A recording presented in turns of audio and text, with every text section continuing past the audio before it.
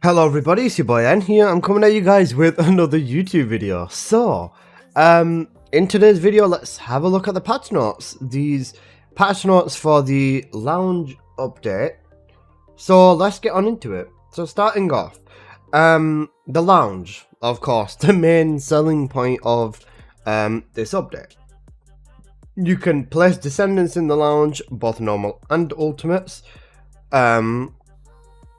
If you own both versions, only the ultimate can be placed. Sure, I guess. Select the customization, blah blah blah blah, that's fine. Lounge pauses based on pauses you own. So you're gonna need to buy pauses, I assume. I was thinking that based on the developer stream, there wasn't going to be very many monetary or predatory practices towards the lounge. But I think I realized that I was very much right in assuming Nexon gotta make their money and people are absolutely gonna pay up. Now, you can place vehicles you want in the lounge, is something I wasn't expecting. Weapon skins, sure. Back and chest attachments, we've seen this one. Trophies / ornaments or dioramas. Yep, we've seen all of this. So, you can place figurines on the dioramas as well. Yep, we've basically seen all this. Okay, so when you enter your lounge, your descendants are placed randomly. When they're placed randomly, loadouts are random and all applied. They can be changed via the guide, so you basically just have to go to the guide to configure everything for the lounge. So, yeah, that's pretty much a given. Upon reaching Master Rank 5, you can spend 1 million gold to extend your lounge by building a bedroom. So, it's gonna actually be some form of an expansion. You can place Descendant, back attachments, so on and so forth. Some of them can do da-da-da-da-da-da. Lounge photo mode follow different rules from normal photo mode. Only free movement is allowed in lounge photo mode. There's no subject, and you can save presets separately from photo mode. So, basically, if you want to look between your Descendant's legs, it's easier for you. Collectibles. So, yep, this is... ornaments level up detail wise, figurines level up, trophies by awards, dioramas, lounge pauses and stuff like that. Ornaments and figurines can be purchased by obtaining common or premium boxes via the purchase collectibles feature in Albion or edit in the lounge, which is the shop, the little robot, I believe. One common collectible box can be purchased with 100 collectible coins, and one premium one can be purchased with 100 premium collectible coins as well. Essentially, you know, buy everything you want in the lounge. Some ornaments, figurines, dioramas, and lounge pauses can be collected via the coins. Right, that's interesting. And I was already mentioning before that this game is basically trailing / edging on gacha because of these essentially being loot boxes, and you can't choose what you want out of them, but in fact you can just through the purchase them option, because you know everything can be bought for a price. I still think it's very risky to put something like this in a game, but I can understand it from a financial standpoint. I think the way that they should have gone around this instead was simply just allow you to choose what you want, and then people would have just purchased everything anyways. So I feel like that's kind of a miss, but not a major miss. People will still buy everything, I guess. And yeah. So how do we get the currency? Any remainable collectible coins can be exchanged for some lots of gold, Kuiper and quantum incubators or metal abyss fragments. They can be obtained from dismantling the collectibles feature for 25 coins each. Trophies can be earned through 400% through Sigmas, Axion missions, a Void Vessel, Axion Plains bosses, and Wall Crasher. Wall Crasher has a chance of dashing 1,000 coins, which is very, very good. Yeah, pretty solid stuff, I guess. Yeah, so far it's all looking fairly solid. Sigma's bonuses can also give 500 coins, which is quite high. And doing your dailies in Axion will get you 300. Not too bad. So, moving on, let's have a look at Ultimate Luna. So, Luna mounts her unique weapon, provides notes that are different from normal, and the inspiration gauge is filled by shooting and using skills. This is with her Battlefield Concept Red module, so one of the new ones. When using skill, it grants Luna a buff, while attacking an enemy, it inflicts a debuff on the mobs. When using the inspiration gauge, it activates full enhanced skills and the Luna Fever Time effect kicks in. During Fever Time, all of her notes are successful, and her firing weapon increases and inflicts a stronger debuff on the enemy. That's so cracked, man. Fan service is active. If not auto-targeting, when aiming, Luna fires additional shots in the direction of the crosshair. Fan service is the debuff where the mobs are infatuated with you and you can, what's the word I'm looking for? You can just relax because they're not going to hit you or anything. It's going to definitely make for some interesting Luna speedrun gameplay if people use this mechanic, but I feel like she's going to be so busted even with her just regular red modules and her newer red modules that this is definitely going to change the way you would play Luna. Instead of using her unique weapon, she uses the firearm slotted to kill the mobs. Skill grants Luna a buff, which is applied when she remixes. When using remix, it changes based on the color. So, you know, yeah, we saw this in the actual game. I believe, let me quickly have a look.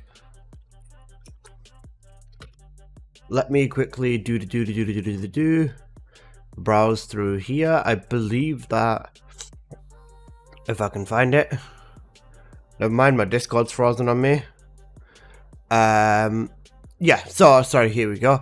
Ability 1 or ability 2 for Luna increases firearm attack. Ability 3 increases weak point damage. And ability 4, the remix one, allows you to mix all of the stacks in. So you can mix some firearm buff with some weak point buff, and then you can also get a round's capacity increase with Luna, and you can like mix it and enhances all of them.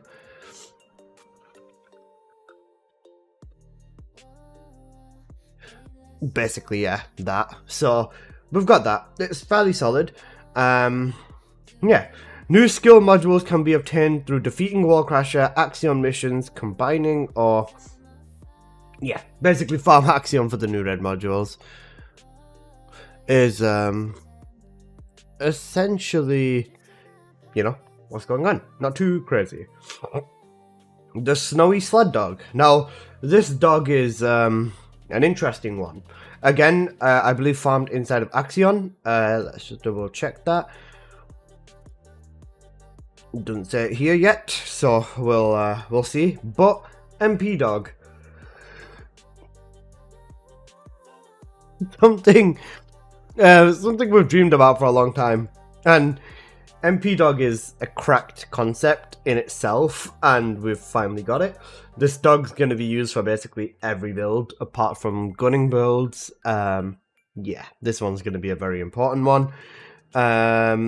You can get it through normal mod missions in Axion planes. Yeah, it does say Axion planes. And you can also get it through the Blueprint Research Loot A. Same way you would get Luna. There's going to be additional loot boxes for Luna and the dog.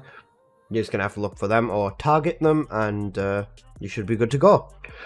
Yeah, you can get one of the blueprints for the dog, so basically just farm Axion until your brains melt. You know how it is at this point. Periodically dismantle items. Yeah. Auto MP heal every 45 seconds. That's not insane. As a fellow, the auto MP amount gradually increases. This sounds scary. Not because I fear what the dog can do, because if a mission's going on long enough, you'll basically just be getting infinite MP. That's something for sure. Definitely definitely something. Oh, here we go. Here we go. Descendant rebalance improvements is based on level 4 skills, so max skills. Following grenade throw, faster transition to other actions after use. With a max cooldown build, you could probably 2.8. What? Hey yo, that means with the max cooldown build, you can use the traction grenade. You can use the traction grenade to just throw. You could throw his mobbing, his third ability, group all the mobs together and kill them with his one now. Especially with a max cooldown build and just running full speed with Lepic, that's gonna be such a effective strat now.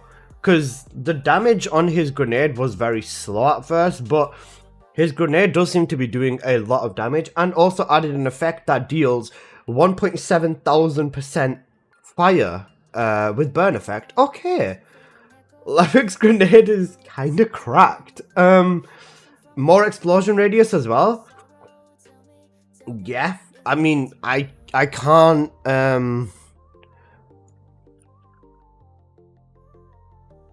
I can't fault it. It's insane. It's insane. Added firing enhancement to the skill category. Okay, so firing enhancement. So for the arcade tuning trigger modules. Doubled the MP cost on his 2. Deleted his skill power mod by 60% crit damage and 20% movement speed. Oh brother, oh brother. Added a burn continuous effect for gone up from 115 to 100.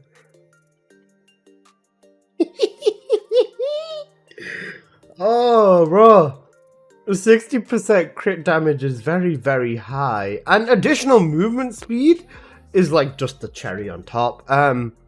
With Lepic, you're most likely using him with a stat stick, like a Peacemaker, or just a sprint weapon. And getting additional movement speed on top of that is going to feel like... It's going to feel so good. Added new effect whilst using Overclock. 20 stacks and plus 3% fire rate per stack. Oh, brother. Oh, brother. Firing consumes 1 stack. Okay, so 20 bullets. You can increase your fire rate. You blow through them. Still very strong. Lepic's second is a beast. Holy. More movement speed to the projectile grenades. To the grenades. Okay, so it groups faster, I think. Solid. More height, okay. But if they haven't changed the fact that, you know, he can't drag mobs in after, like, as they spawn into the circle, then this is all going to feel very, very diluted. Because Lepic was able to do that, and then they took it off him for some reason. I don't know. It's strange.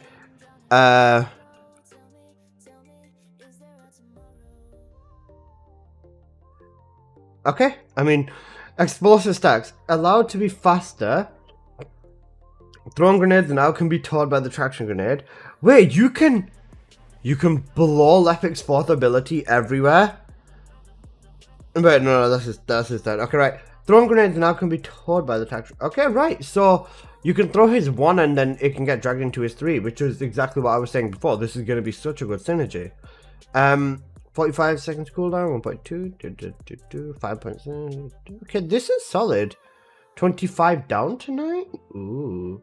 This is his red module, explosive stacks. So, yeah, no, this is definitely interesting. Added an effect that increases the numbers that can be thrown by 65% in one skill range. Adjusted some... Okay, Firearm Master, this is the one I'm interested in. Remove the chain mastery effect after swapping weapons. Range has gone up by 10%. Okay, new effect. When throwing grenade, it can add mastery. A new added effect when throwing grenade or traction grenade. Okay, that's fine. When using a unique weapon, 20% power and 10% crit rate. When using a general rounds weapon, multi-hit chance. When using a special weapon, crit damage. Right. Okay. So ideally, for now with Lepic, you would want to be using a special rounds weapon. They're kind of pushing you into a secret garden, which I guess isn't a bad thing, because secret garden is a tech weapon and Lepic does in fact use tech. So yeah, this makes sense, and you'll get a hefty buff from it. The multi-hit, I'm not sure. Multi-hit with his fourth ability seems very 50-50, so we'll have to test this and see how the damage performs. This is very interesting. I'm actually hella hyped about the Lepic stuff, bro. Holy. Increased efficiency overclock to consumption. So when you use increased efficiency, skill cost plus 70, crit damage plus 120, and movement plus... Damn. The skill cost is a big one. They probably use that to counter the bravery / veteran tactic setup on there, I'll be honest with you. But that's not bad. Increased efficiency, 20% fire rate increase. Fires 50% then overkill without using a module. 200 movement increase. Okay. MP on up, more MP recovery. A lot more explosion damage. Damn. Holy, that's rough. That's wow. That's something. Nerve infiltration. So I added a effect that removes an effect that inflicts regeneration. Added arc enhancement. Okay, right. This looks interesting. Wait, removed 20% modifier, added 60% crit damage. Well, Lepic is a crit descendant and a half. Holy. They've basically reworked every one of his red modules to just like be crazy. Power unit charge. This is his main red module that we use in the purge setup. They made it less viable. They've almost doubled the MP cost on his second ability. Okay. Okay, bunny buffs. Right, this is what I'm scared of. Okay, here we go. Rabbit's foot has been double damage on rabbit foot. That is more than double damage. That's 3 times damage. 450? I mean, her passive. You could probably like nuke every boss with this, by the way. Now, thrill bomb. Wait, bunny's 1? Right, you know, let me just pull all the buffs on screen and just... Oh,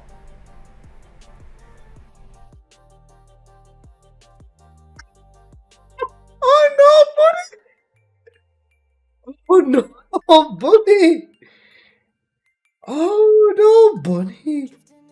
Oh no, bunny! Ah, shit! Okay. Her 1's been buffed, which is good. A big damage buff, 683 to 887, and it can now hit 8 targets instead of 6. This essentially encourages you to use Bunny's first ability, so this is definitely going to help with her crit setup, which is something you should be using, by the way. Electrocution damage is increased, okay. Emission damage, 40% increase on emission. Bro, Bunny could already one-shot everything with emission, oh no. Apart from Axion, I guess. Yeah, I don't know. Maximum power from 1,100 to 3,500.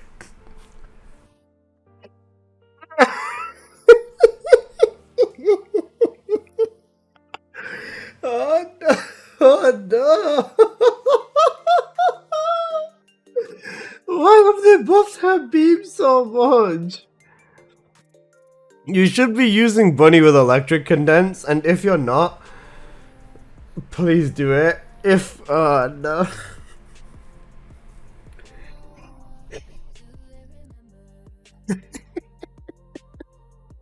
This is ridiculous.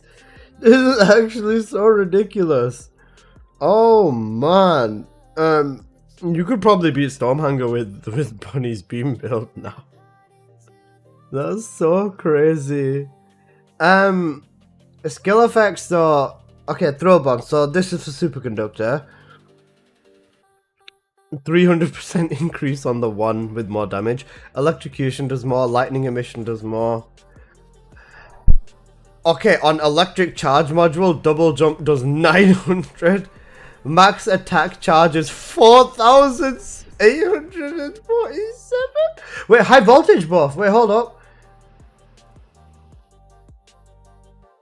747 damage on her one goes up to 1,271. Ah, you missed. 3 to 4 targets? Okay. Emission does 250 to 350. But it can only hit 4 targets. Damn. Next one, you missed. You missed. High voltage should be able to hit 10 targets. If you wanted it to be viable in Axion, it would have had to be 10 targets, I think. Or at least 7. If it doesn't have proper AoE, I don't think it's worth it. But the numbers and the buff to high voltage are definitely promising. It's just that we've got way too much mob density now to the point where high voltage isn't viable. Especially in... Oh my god, I've just seen some of the Freyna buffs. High voltage is not viable. The damage is there. It will one-shot everything that you basically throw at it, apart from, like, dungeon bosses. But it's just the principle that it just does not have enough AoE. And it need to be significantly changed, as in double the targets, if you want it to even be considered to be used in Axion, is something I would say. Yeah. Freyna buffs. Okay. Contagion links room. So every individual effect has been buffed into doing more damage. Venom Trauma is doing a fair bit of damage. It's basically just all the effects on Freyna have been massively amplified.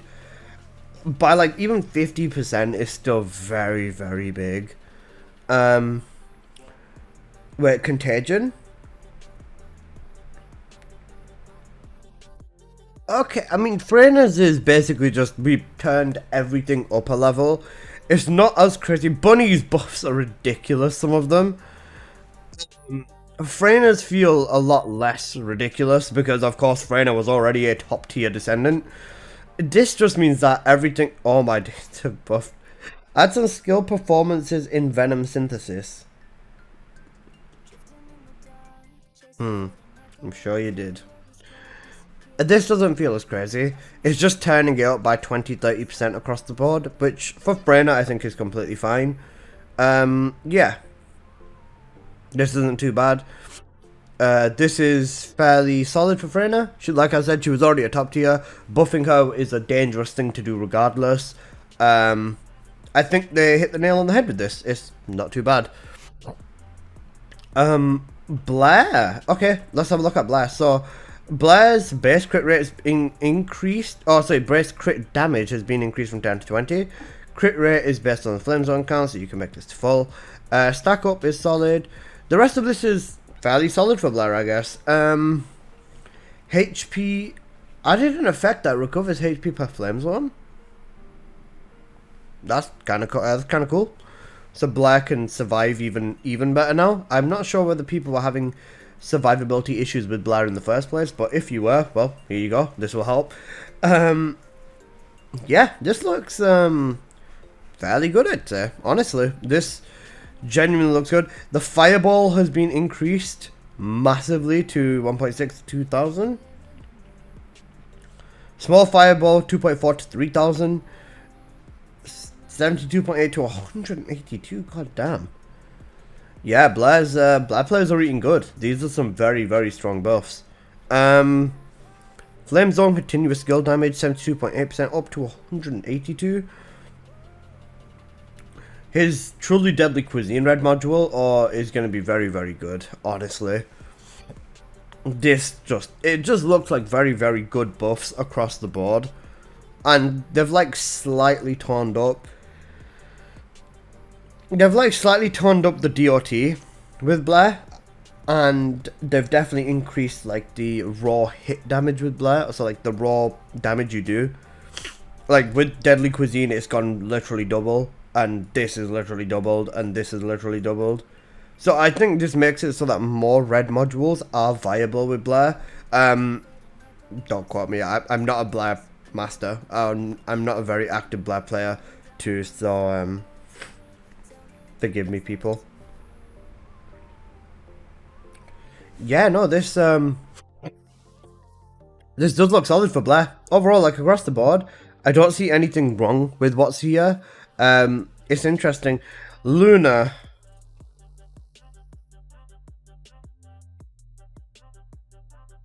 Why did they buff the range on Luna? What? Huh? Why did they buff the range on Luna? Oh no. Oh no. Oh no. Over aggressive melody? Okay, I mean, sure, we'll take it. 3 new gold mods. We've seen this. So you get them from Wallcrasher or Axion or combining. 3 new trigger mods have been added. Yep, we saw these on the developer stream. So yeah, solid. Chance to obtain as Axion has gone up to 33%. Damn, that's quite high. They've buffed the Wallcrasher amount of rewards from 5 as a minimum up to 29. And you get double the amount of rewards when you complete the dimensional energy stabilization. So if you beat the Wallcrasher and do your dailies in Axion, you get double rewards. Damn. Mutant cells, 8 of these. Okay, so it's just elemental catalysts, element skill reduction, and you get a boost power ratio, 20% reduction. Okay, so these are going to be... Of course they are. Of course they're locked in the Axiom plates. And for beating Wallcrasher. Okay, so we've got our Axion mutant cells.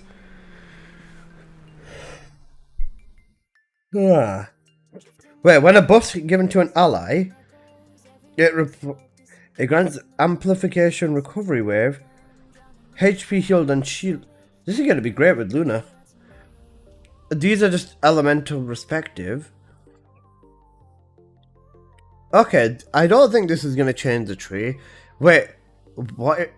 Does this stack with defense neutralization to make you reach 70%? Okay, we are gonna have to see. I definitely want to check whether this stacks with neutralization. Wait, arcade concentration. Every time a debuff is inflicted on a target, you get more crit damage, and crit damage increase per stack. This is gonna be so busted on Luna. This is gonna be so busted on Luna. Wait, this is gonna be sick on Bunny as well. Damn. Because but every Descendant with AoE debuffs, this is going to be so good for crit builds. And it increases per stack, 3 stacks, so you can get up to 37.5? Damn! 37-ish%, give or take. These are very good. Especially the crit rate per stack as well. Oh, wait. M? Oh, brother. Brother. I need this. For Bunny, this is gonna be so ridiculous. Would this work? 11% is a lot. I'd have to test this with the crit build, honestly. This is very interesting. There's a lot of Descendants I want to test this on. Okay. I'm actually incredibly hyped. Okay, yep, the research boxes, Mutant Cell A, B, Dog Loot. So they're new loots, you'll be able to target them as droppables for the pity system. This doesn't seem too bad, I guess. The Lunar Red modules are definitely interesting. Yeah, same dog resources, so on and so forth. I did a new sub-quest in Axion. Okay, you can do that to get some customization stuff. Added fellow customization loadouts. Okay, nice. Each expansion costs 100 caliber. Yep, that's fair. Arcade tuning information, inversions, trigger mods. You can see the Descendants that people played for contents like leaderboards in solo. Definitely not a good change. Recommended party member, I guess. I don't know how many people will be using this feature, but it seems to be an interesting one for sure. So we'll call it there, I guess. Some more dailies, the lunar event. Yeah, pretty much that. Shop UI, excellent. Added lounge categories into the shop. There it is. I knew you'd be able to buy everything. Okay, yeah, this is just gonna be okay. Nice. Excellent. Oh, brother. Yep. Oh wait, no, you don't get it for free. You have to buy the lounge underwear set. Okay, I guess they changed that because they knew it'd be the money, but some new skins, I guess. Oh wait, no, these are just stuff. Yeah, okay, this is just fairly standard. There's a lot of new stuff in the shop. The most of it is just lounge stuff. Yeah, what a surprise. Wait, so it's gacha, and you have to loot box RNG it unless you just want to pay up. They made a good choice with allowing you to just straight up buy it. If they made it so that you could buy the boxes instead, TFD would have shot itself in the foot very hard. Not too bad, I guess. Yeah, not the craziest stuff. Adjusted degrading enzyme and reloading of the eraser. So the eraser got a buff. Previous change. Okay, so they've added more degradation to the weapon.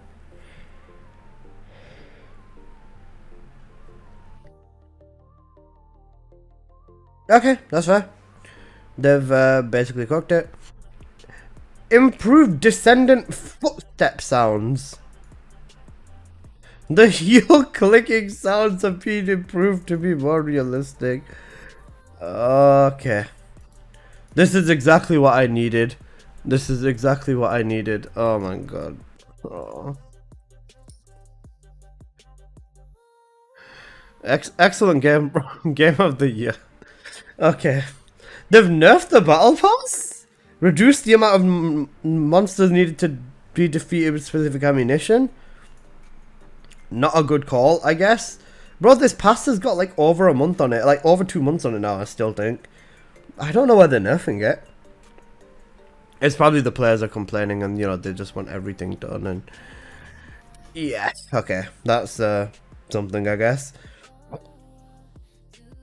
Colliding into the monster slightly reduces vehicle speed. Okay, that's realistic, I guess. That works.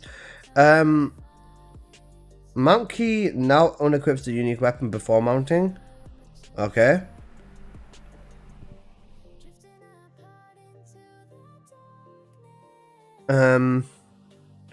Mini animation will be played for reacquiring items that was previously acquired. Okay. A big animation for important items. I guess that works. We already had this, I'm pretty sure. Yeah, this is fairly okay, I guess.